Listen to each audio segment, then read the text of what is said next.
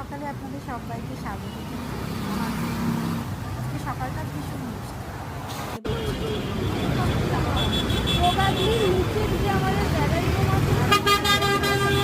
আজকে আমি এসেছি একটু আলিপুরে, তো এখানে একটু দরকার আছে।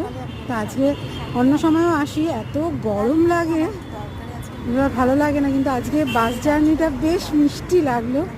সুন্দর ঠান্ডা হাওয়া দিচ্ছিল, জানলার ধারে বসেছিলাম। আর এই সময় খুব একটা বেশি ভিড় হয় না, আজকে ছিল না, অন্যান্য দিন আবার ভিড় হয়েও যায়। কিন্তু আজকে জার্নিটা সত্যি দারুণ লাগলো। এখন এই যাচ্ছি হেঁটে।